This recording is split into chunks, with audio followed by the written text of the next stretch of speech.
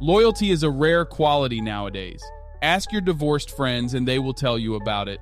But some players are synonymous with one team and spend every minute of their NBA career on the roster of one club. And remember, loyalty is a two-way street. It isn't just about wanting to stay with the team you love. The team and city have to love you back. After all, you can't stay put if your contract hasn't been renewed or you just got traded to the conference rivals. So here are the top 10 players who stayed with one team and captured the love of the fans. Isaiah Thomas.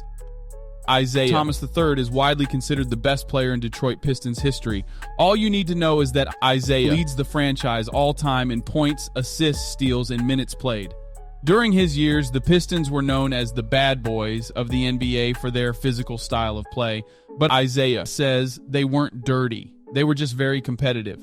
As Thomas explained, we're the most misunderstood team ever played in the NBA. I say team because we were a team. The NBA wants to promote individuals. You know my whole team. You know our team to the 9th, 10th man. Due to his dominance and leadership, Pistons fans and players alike called the Palace of Auburn Hills, established in 1988, the house that Isaiah built. Dirk Nowitzki. You wouldn't expect a German boy to become the most beloved man in Dallas, but that is precisely what happened. Nowitzki played 21 seasons for the Mavericks, leading them to the playoffs no less than 15 times. And his loyalty transcends Nowitzki's remarkable playing career. For example, when Steve Nash offered him the assistant coach role at the Nets, he graciously turned down the offer, saying, "I don't know if I could do it anywhere but in Dallas." Indeed, Mark Cuban has said the organization is waiting for the decision of their town here to return and take up a coaching role. Jerry West. Jerry West is the Los Angeles Lakers. Sure, other players have won more titles as players, but he played 14 seasons for the Lakers and played almost 40 minutes a game throughout his time there. Meanwhile, he averaged an incredible 27 points per game, earning West 12 All-NBA appearances and 14 All-Star teams. If you add West's excellence as a GM, it becomes clear no one was more critical of Lakers history. He was behind drafting Magic Johnson and winning those 5 Showtime titles. And Jerry was also the driving force behind the Kobe Bryant and Shaquille O'Neal team that brought even more glory to the City of Angels. Unfortunately, the Lakers owner Jeannie Buss did not name West one of her top 5 all-time Lakers and deeply offended the icon. He rightfully called that, the slight, one of the most offensive things I've ever heard in my life. The Lakers should repair their relationship with the man who defines the team. John Stockton. John Stockton was one of the best players of his generation and among the most significant point guards in basketball history. John holds the all-time records for assists and steals by an extensive margin. In all, Stockton is one of the most accomplished players ever to win a title. John's absolute loyalty to the Utah Jazz was among the reasons for that. He refused to join any super teams and take a shortcut to the title, as his longtime teammate Karl Malone had done in the past. Indeed, Stockton never seriously considered going anywhere else. He didn't even involve agents in renegotiations with the team. Instead, he would directly talk to owner Larry Miller. Each would write down what they thought was a fair number and cut the difference. Meanwhile, Stockton won over the majority Mormon population of Salt Lake City with his hard work, faith, and image as a committed family man. John Havlicek. Hall of Famer Havlicek has spent his entire 16-season career with the Boston Celtics, winning an incredible 8 championships along the way. His contributions to those titles are immeasurable, but the most famous one, without a doubt, was his decisive steal in the Celtics' 110-109 win in Game 7 of the 1965 Eastern Conference Finals. The play inspired the famous radio call, "Havlicek stole the ball." While the storied franchise has more famous players, Bill Russell and Larry Bird, John leads the team in almost every category you can think of: games, minutes, points, and many more. But the stats don't capture Havlicek's tremendous defensive capabilities. Indeed, he is one of the best two-way players to lace up a pair of sneakers. But a lot of his popularity with Boston comes from John simply being a good person. For example, after beating the Lakers in 1969, he saw how incredibly upset rival Jerry West was and said simply, "I love you, Jerry." And that is why West remembers, the thing with John, he competed against you at the highest level, and he wanted to win badly. Tim Duncan. Duncan is often remembered as the least flashy of all superstars, but his fierce competitive streak made the power forward a joy to watch. And in San Antonio, he found a home that shared his commitment to excellence without flash. Tim says an organization like the Spurs was committed to putting the best things in place to allow a city, a team, a player like myself to win year in and year out. Duncan had a special relationship with the city of San Antonio and the fans, but perhaps most of all, his deep connection with the Spurs came through legendary coach Greg Popovich. In his Hall of Fame acceptance speech, Tim told his mentor, "Thank you for teaching me about basketball, but even beyond that, teaching me that it's not all about basketball. It's about what's happening in the world, about your family. So just for everything, thank you for being the amazing human being that you are." Bill Russell.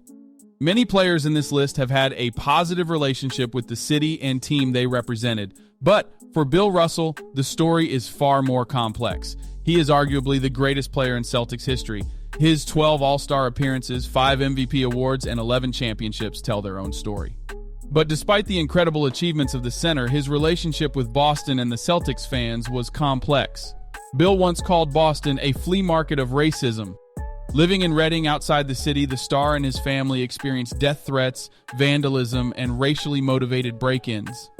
And Russell responded to that prejudice he faced by becoming a visible advocate for civil rights. Yet he refused to budge and stayed in Boston throughout his career. In 1966, Boston appointed him the first African-American head coach in NBA history when legend Red Auerbach stepped down. Russell said, "I wasn't offered the job because I am a Negro. I was offered it because Red figured I could do it." And he certainly could, leading the Celtics to a title. Ultimately, the often adversarial relationship between Russell and the fans led to progress, but it came at a great personal price to this all-time great. Larry Bird.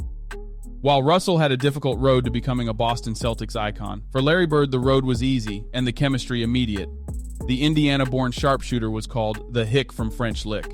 But though he was no New Englander, the Boston fans immediately took to the hard-fighting and utterly brilliant Larry Bird. It is a blue-collar city, and they appreciated how their star was not a great athlete but a hard-working competitor who never said die.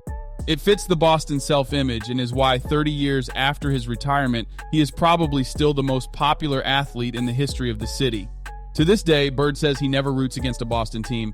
"There's no sports town like Boston. I don't care where you go." Why does he feel that way? Because of the love Bird received in Boston. It's unbelievable out there, and my gratitude to the fans out there is that I'd never root against them because I know how important sports are to them. Magic Johnson. While Bird was winning over Boston with his working man appeal, Earvin Magic Johnson became an icon in Los Angeles. As his nickname would suggest, the point guard was a particularly flashy player, and his style fit Tinseltown perfectly. But at first, Johnson had some doubts about LA. The point guard hailed from Lansing, Michigan, and wasn't used to living in a fast-paced metropolis. Magic remembers, "It was definitely a shock, trust me. First of all, I was scared to death coming out here. So I stayed in my apartment for the first 2 years because I come from a small town, and so my first 2 years I concentrated on really letting people know that my game was real." But his game was undoubtedly real. Johnson didn't just turn the Lakers into winners, he also brought flash to their image, bringing in the Showtime era to the Forum. Today, Magic is so deeply associated with Los Angeles that he works as a global ambassador for the city. Mayor Eric Garcetti appointed him to promote the town in preparation for the 2028 Los Angeles Olympics. He said, "We couldn't ask for a better ambassador of the program than Earvin Magic Johnson, a legend in business and sports, to help with this pre-Olympics initiative." Kobe Bryant. If you want to know what Kobe Bryant means to Angelinos, try criticizing the man online. You will soon be faced with an army of angry Lakers fans, and they will force you to smash the block button repeatedly. The fans and Kobe were there for each other through thick and thin. In 2003, Bryant was accused of sexual assault. He lost many endorsements and was viciously attacked by the national press. However, the Lakers fans defended him vociferously, and they felt vindicated when the charges were dropped the following year. Bryant repaid their loyalty and love with fiercely brilliant basketball. He brought 5 titles to the city and won 2 MVP awards. Bryant never played anywhere else, and imagining him in any colors besides purple and gold is physically impossible. Bryant and his daughter died in a tragic helicopter crash on January 26, 2020, and if you drive through Los Angeles, you will see murals dedicated to the Black Mamba. and every other t-shirt for sale on Hollywood Boulevard is dedicated to him.